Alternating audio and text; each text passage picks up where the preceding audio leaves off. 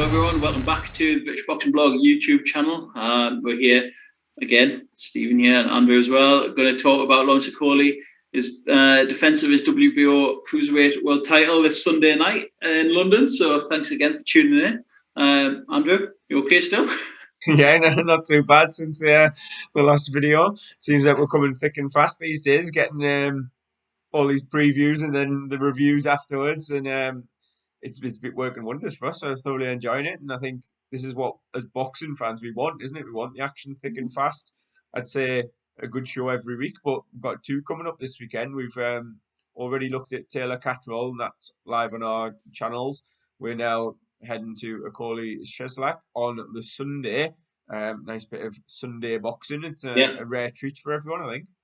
No, absolutely is. I think that's what sort of got us looking forward to it, because it is on a Sunday, and it does feel quite nice, you know. I think League Cup final Sunday afternoon, settle down, a bit of boxing, justify me £7.99 a month for DAZN.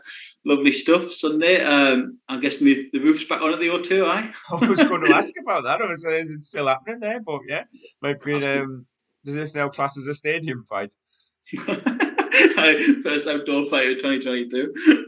So that must be sorted. It looked in a bad way from what I saw on the news last week, but it must be sorted now. So Matchroom's second UK show of the year. So familiar faces on the undercard, familiar Matchroom faces again, getting their sort of stable. Some runs out early in the year, but we'll go straight into the main event, and that is Lawrence Okolie versus Michal Cieslak of Poland, I believe. Yes, Polish fighter. Again, I'm not going to sit here and bluff my way through. I don't know a great deal about him. 21-1, 15 stoppage wins in those 21 wins. And from what I see on more knowledgeable people than me on Twitter, is that he's a good fighter. He's a decent fighter, but I think, from the British perspective, from the familiarity perspective of Okolie, it's someone we both rate very highly and who is in a formidable run of form at the minute, a cruiserweight. So, without being naive and sort of, can you see anything other than Okolie stoppage win? Will he just continue on? He does look very good at the minute. I think it's going to depend on the chin of Cieslak. If he's tough enough and durable enough, he may go the distance. We've seen Okolie go the distance in the past, albeit before he's switched his trainer to Shane McGuigan. Since that move, and obviously in recent fights, he's looked a completely different animal, hasn't he? He seems to be controlling the distance a bit more. He's not getting sloppy and sort of tying fighters up anywhere near as much as he did maybe in some of his earlier fights. He seems to, as I say, control the space a bit more. He's got very long arms, very good reach, and if he can keep you at the end of his punches, he can obviously generate an enormous amount of power, which is shown by the stoppage wins that he's got, and even as he's moved up to world level. I think if I were to sort of commit early on, I'll say probably Okolie stoppage, because with Cieslak, and even you're looking, we've talked about his record there. I'm not going to claim like you that I've seen anything of him really, but it's that unknown. It's always a danger, isn't it? They're going to be sort of trying to assess and gauge just how good he is. I believe from a quick little search through BoxRec earlier that all of his wins have come in his native Poland. The one time he's ventured out was the one loss on his record to Makabu, a fighter that obviously British boxing fans are fairly familiar with. But yeah, again, he's a tough one to try and gauge where he's at. He's a bit of an enigma himself in terms of how good you think he is, and so there's definite question marks there. It may not be this comprehensive mismatch that a lot of people are predicting. I think we always talk about, and from a promotional side of point of view, they'll be saying it's not an easy fight. This is a really good fight. It's a great headliner for a show, and you sort of almost got to take them at the word at this point, because you know why they're saying that, to try and build the interest and to get the viewers up. But it could well be that it could be something that is very evenly matched. We don't really know the ceiling of Okolie yet. So looking at it from that point of view, it's definitely intriguing, even though I would favour Okolie, personally myself. Yeah, exactly. And I think one of the factors for me is that 2 fights ago he fought the compatriot of Cieslak's, and that was Christoph Glowacki. And at the time, people thought, "Oh God, hey, this is that was when he."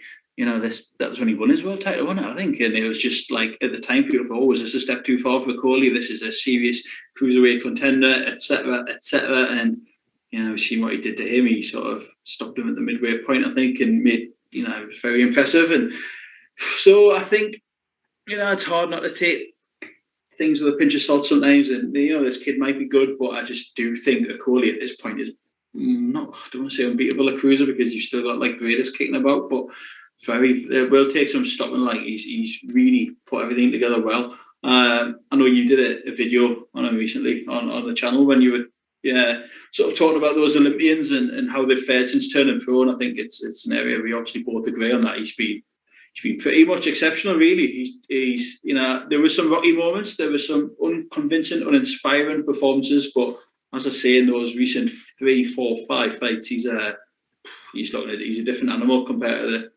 the earlier Okolie. But in saying that, look what he's done. He's done a lot, and British, Commonwealth, European, world in what, less than 20 fights? Like outstanding, really. Nice little home he's building for himself at the O2, fighting a bit more regularity. And I just think he's packed some power at that weight, and he's gonna take some stopping. And I just don't think Sunday night will be the night he's going to be stopped. I fully agree. I think impressive is the word you used, and that's definitely been the case.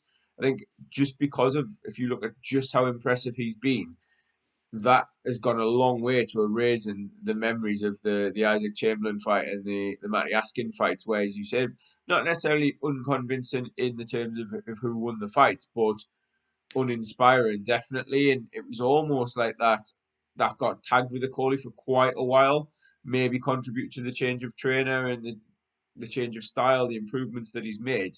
But the momentum that he's built up with the stoppages since British title level, essentially, as you say, picking up every sort of meaningful strap along the way, dominating Glowacki to win the WBO belt.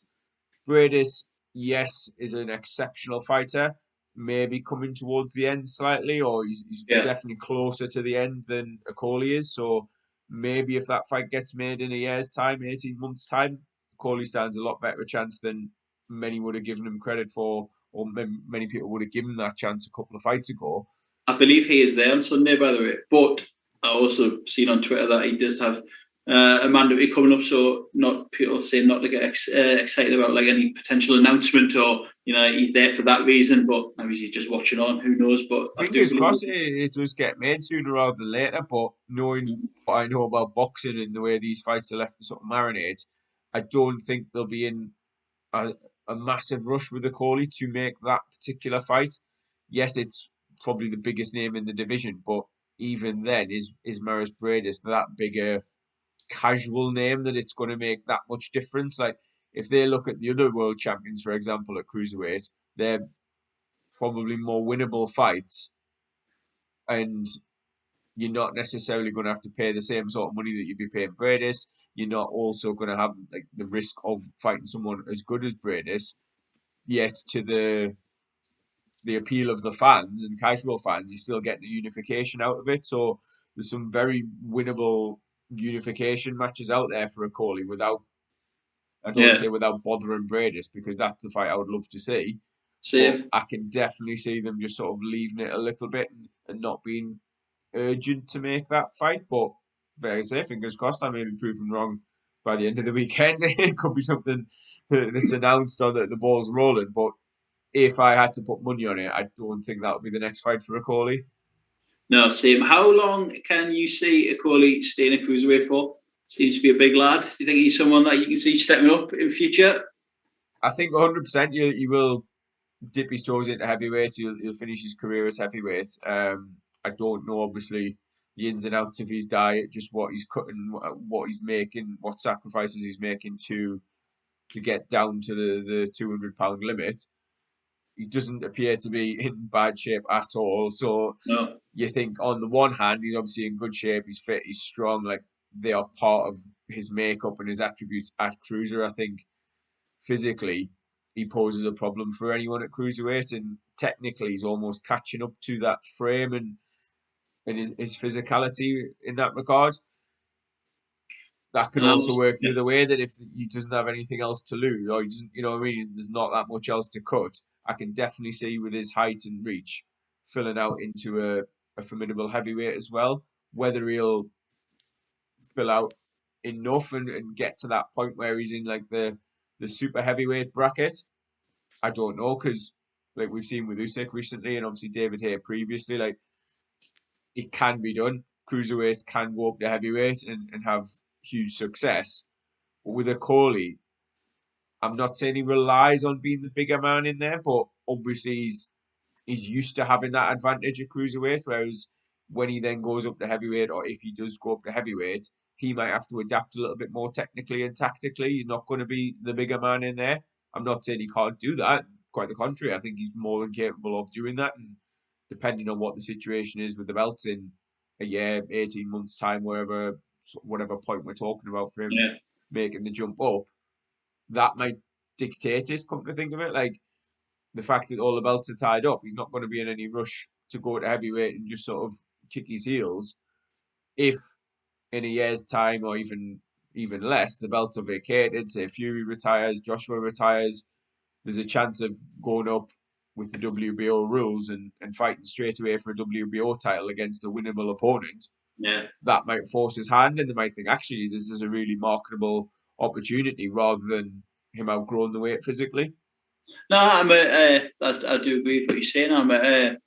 He's another example for me, Okolie, of a fighter who can prove you wrong and change your mind. I think that's certain. I'm guilty of this quite a bit, but Conor Ben's another one. But you watch a fighter and a certain performance or performances stick in your mind, and sometimes you have to just sort of sit back and think, like, they have improved. They've improved a lot, and Okolie's one of them. That fight against Chamberlain, I think, was it billed as like British beef at the time or something? It had a big Sky build up, and to be honest, it sort of stumped the place out. And 2 fights later, he fought Matty Askin, and that was basically a cuddling contest. And you were like, "Oh God, like, this is starting to get a bit painful watching Okolie." But he was winning titles and stuff there, international titles, British titles, but it just didn't look good, and it just wasn't pleasing on the eye whatsoever.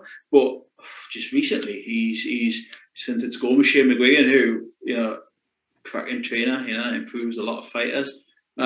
He's just looked a completely different animal, and I think those, as each knockout continues and each fight goes on, those sort of early boring fights, Askin, Chamberlain, etc., get further down the resume and further from people's minds. And I mentioned Conor Ben, the one I keep talking about, is the Cedric Payno one, where he went life and death, and you think, you can't keep looking back at these fights, Stephen. You got to move on from them. You know what I mean? And like, fighters can improve and get better, and Okolie certainly has. He's been on a hell of a run, and some sort of sickening, vicious stoppages in there as well, and has really putting a good run of stoppage wins together now. Was that 5, 6 in the bounce? I don't know, maybe more. He just looks like he's carries some serious power at that weight, and it's getting to that point where if you're going to bet on him to win, then you might as well just go straight for the stoppage. Do you know what I mean? And I just can't see him going back to those points wins at this stage, because I think he looks formidable. So again, I Okolie points. But no, in all seriousness though, I'm a big fan, and like you said on your video, anyone that does it in that traditional route is going to get serious like props with boxing fans, aren't they? You know what I mean? Commonwealth, British, European, world, coming straight from the Olympics as well, like class, man. Like, so I may be wrong, but I believe the Chamberlain fight wasn't initially meant to be headlining. It's been a while, and I've tried to blank it from my mind, to be honest. But I remember it sort of being a little bit too early for them. Even before that, there was always a lot of criticism with anything Matchroom and Eddie Hearn do, but there was almost a very sort of critical reaction to those two at that stage, headlining the O2, and was it big enough? Was it too much pressure on both of them? A lot of people within our sort of boxing circle on social media were tipping Chamberlain, like he was really sort of highly touted, maybe slightly that contrarian because Okolie was the home Matchroom fighter, so there's a few people just picking against him for the sake of it. But that was a really good matchup at the time, and as you say, it was sort of built as a real grudge match between the two of them. And for whatever reason, it just didn't catch fire. But what Okolie's gone on to do since maybe shows that, it wasn't necessarily his fault. Like, certain opponents, certain styles of fighters, certain tactics in fights do contribute to that. They sort of nullify each other and you don't see the best of them. But as I say, whether it's the change of trainer, whether he's just maturing as a boxer, whatever the reason may be, like, it's no surprise that when I was grading the 2016 Olympians that I gave Okolie the highest grade. Loads of people who interacted with that commented, dropped comments like, it was obviously Okolie was the one. He's the only one who's been successful. He's the only one who's done anywhere, achieved anything, and all the harsh on some of the other lads and lasses. But no surprise, as I say, to hear that he's been ranked and rated so highly because of what he's done. And again, we're talking about a real deep body of work for someone with what's he got, 17 fights at the minute, like 14 or 15 stoppages within that. He's learning, or he has learned how to implement his power. I think that raw power has always been there, probably. Like we talked about, his physical strength, his size, his stature, all of those sorts of things. But he's seemingly using those a lot better. He looks a lot more wiser and relaxed in the ring. And as I say, he's extending his punches. He's breaking this down very very quickly. Like, if you're tall and have got long arms and a good reach, you want to be extending your arms to their fullest to generate as much power as possible. You don't want to be fighting on the inside and getting tied up or tying your opponent up, tangling up the arms. So the key to beating him is probably to get on the inside of him, get inside that reach, and then go to work. Whether Michal Cieslak is the person to do that, I really don't know. Like, he could be. He could come out and slip the shots and land something of his own. We might really find out what Okolie's made of. He might have a huge gut check on Sunday and have to sort of dig deep to come through. But if he can get into his rhythm early, get his jab going, get the straight right hand going and land clean, then it could equally be a very straightforward night for him. It's more sort of flip of a coin as to what we're going to see, and that's purely down to my sort of ignorance and lack of knowledge of just what Cieslak's going to do, what he's able, like what he wants to do, and whether he's technically able to implement that or not. No, absolutely, and like you said there, it'll take a brave man to get and a talented man as well to get on the inside of Okolie, do you know what I mean, and not get hit coming in and stuff like that. And whether he's the man to do it, I don't know. Before we take a quick 10-minute check on the whole card itself, are we going 2 out of 2 here and both agreeing on the stoppage win, or? Yeah, I think so. I think out of the scenarios that I've just sort of hypothetically played out there, I do see Okolie getting his range and establishing his jab and building a nice rhythm. Whether he does that and lands something devastating in the first couple of rounds or not, I'm not sure. I would say maybe second half of the fight, around, if I'm going pinpoint, 7th round or so, I think he'll have him seriously hurt by then. And whether he gets him out of there instantly or it's sort of waved off, I think that would be my sort of reaction. I don't see it going too far beyond the 7th. No, I do agree with you there. We'll stick with that one. Okolie by stoppage, I do agree. Haven't seen any odds for it, I don't think they're out yet, but I'm sure I'll update Twitter followers when I do see them. The card itself is one, again, as per Matchroom cards, it is taking a bit of a pelter on social media. Personally, I don't mind it. I think you've got a world title at the top of it, albeit with a sort of pretty unfamiliar B-side to that. You've got a European title on there, and you've got a very exciting pro debut on there as well as a few Matchroom names. Is that a bad thing? Is a world title fight, a European title fight, a debut and some familiar names necessarily a bad card for Sunday or for any day? Or is it just, I think it's a significant step up from the 20 quid card that we've just had this weekend. True. Like, I saw some comments from Eddie Hearn saying that, if he'd put that on, he'd have got pelters, he'd have been hammered. I think Boxer, they were as well. Like, it was flying out on Saturday night before the main event. Like, not one person was in support of what we saw for a pay-per-view undercard. But then the boxing fan in me knows why exactly that's happened. That all of the money has gone towards the main event there. And I said to you in one of our previous videos or calls or whatever we've done, like, boxers don't yet have the stable to put on an undercard with a European title fight or a British title fight, or they don't have that. They're relying on working with other promoters and sort of free agents and other boxers. Yes, they've got some very talented prospects, as Matchroom do, but like, almost gone are the days of one British promoter having that depth of champions within their stable. If you go back a few years, and I'm not focusing on any particular undercard, but if you've got like the likes of Ted Cheeseman, for example, with a British title in your stable, that's always going to be a decent undercard filler or like headline in the fight camp equivalent or whatever, like that sort of level. You're not going to necessarily build shows around these fighters, but Matchroom have always had, or recently had, decent names and a decent level of fighters that they can put on and call on to fight for a European title or to fight for a British title or whatever it may be. Boxer don't necessarily have that at the moment. They might do as time goes on. We'll see. I think if you look at the card objectively, a world title headliner, a European title supporting, you've got a Olympic gold medalist making his debut in a 10-rounder. Not like, let's not forget that. Not for an international title as well. Exactly, like that's just, whether you like it or not, whether you think that's right or not, that is, to me, decent standard fare for your, I want to say, subscription, like whether that's Sky, DAZN, whatever it may be. If outside of the realms of pay-per-view, that is pretty much what you're getting. So I don't really have that much of an issue with it at the moment. Anything stand out for you on there? I think the Jordan Gill European title fight is one I'm very intrigued in. He's fighting Karim Guefi for his belt. He is the fellow that Lee McGregor knocked out in a round a couple of fights back. I think he's a bit on the older side now.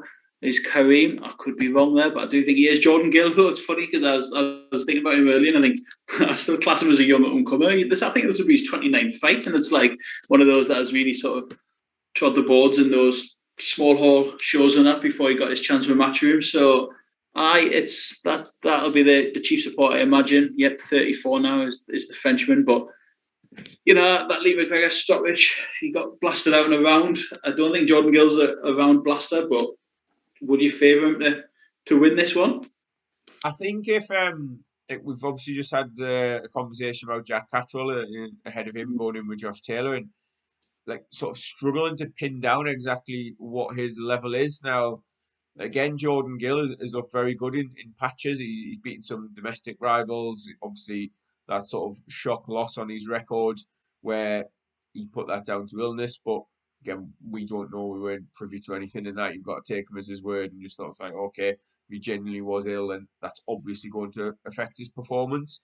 Guefi's decent name, lost a few times. He's coming up in weight, so like, again, you'd think if you're Jordan Gill, if you're Matchroom, that you're sort of banking on him and backing him to get the job done. Yeah. What Guefi's got left might indicate whether it goes the distance or whether Jordan Gill, not known as a devastating puncher, as you sort of hinted at, whether even he can get the stoppage, whether that's something instant, something quick, or a sustained beating maybe ends later on in the fight. I'd go with Gill on points if I was forced to, but I don't really know. It's, again, I use the word intriguing a lot when I'm trying to preview and predict because I don't really know the ceiling of both men. I would say Guefi's ceiling probably is around European title level, as I say that, but what he's got left in the tank now, what level he is at, and what level Gill can get to.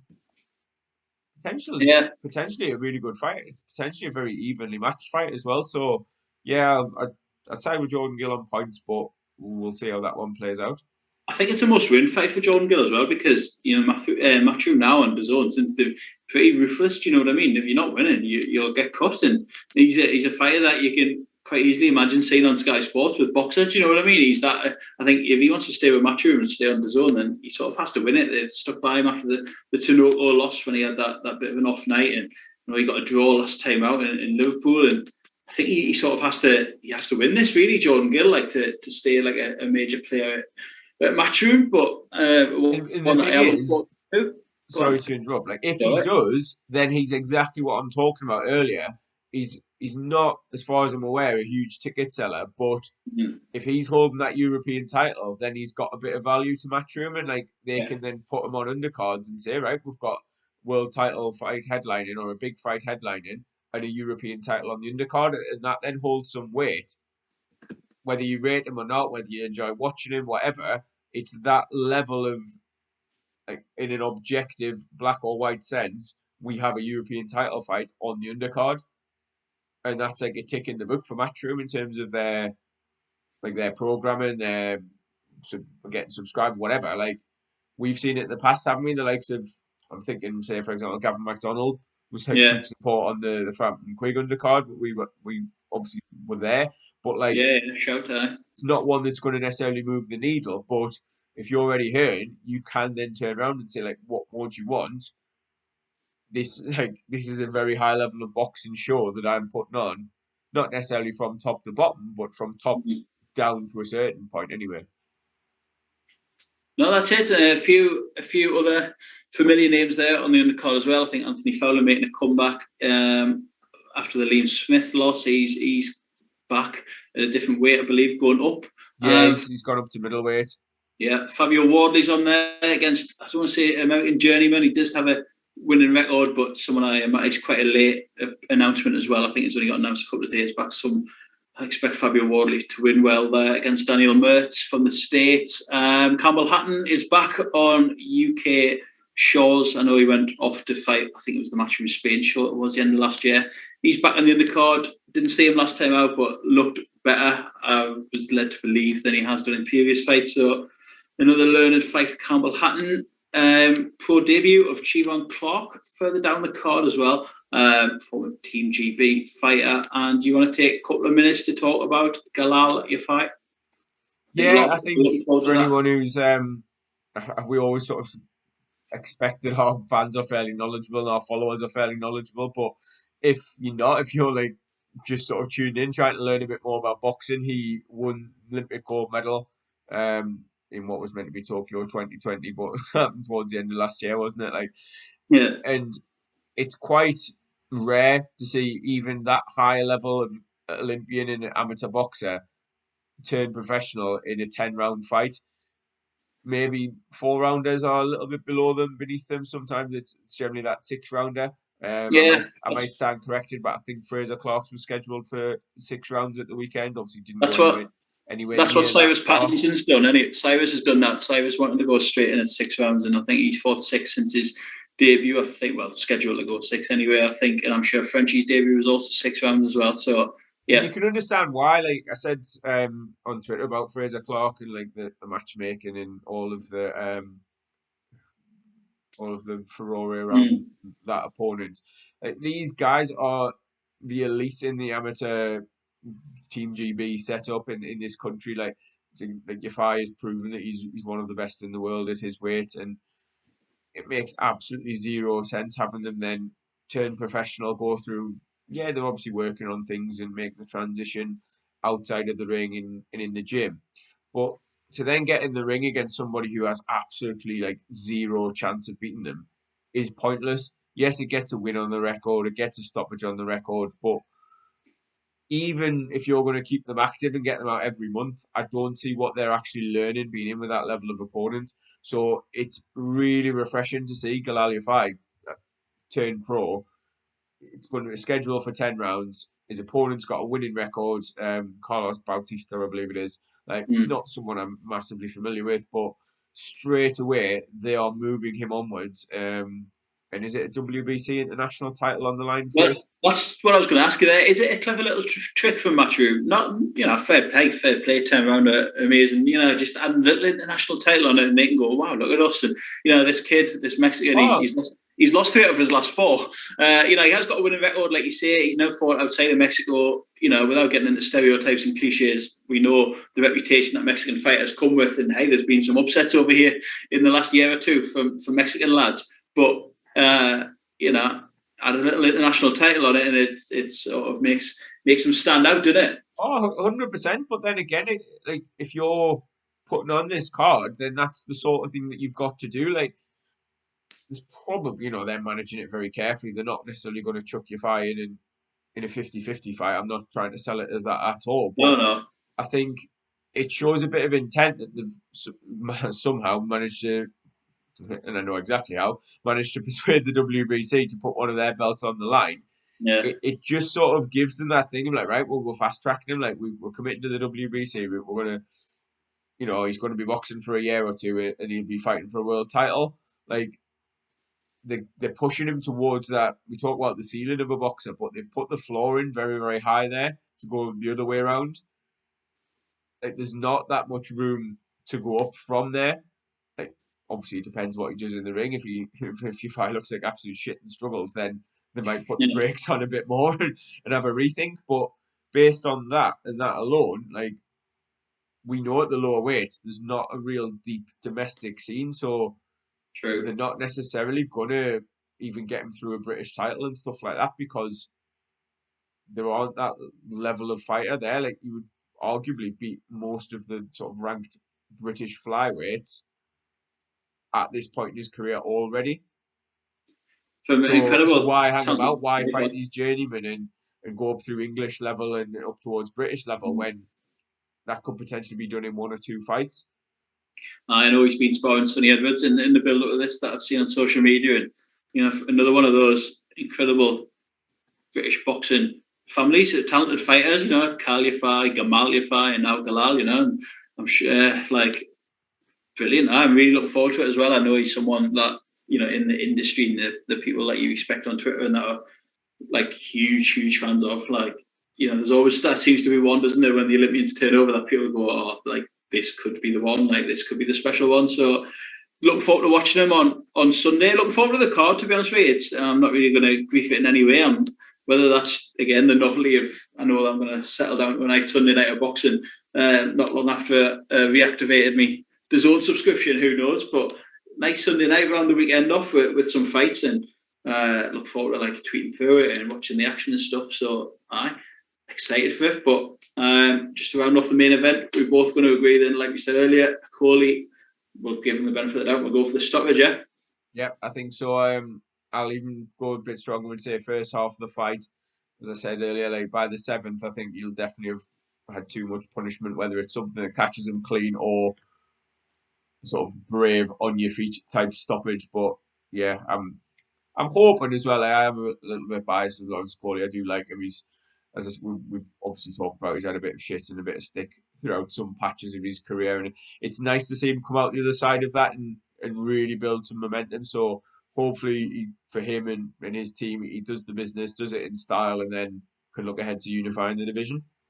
Absolutely. I shall keep an eye out on those odds, and I'll get that on Twitter. I'll call it Andy's Aka or something. Brilliant. Okolie 1-6. I'll have a look for that for you. I think Sky Bet do the 6-round odds, but we'll have a dig around. But no, again, thank you to everyone who is watching this or again listening on any of the audio services. Anything, any likes, any shares, any comments, any interaction is massively appreciated by us both. Really enjoy doing these videos at the minute, so just keep the continuity going and keep them coming every week. But look forward to a good weekend full of fights, and I'm sure we'll speak to you all in due course. Thank you very much.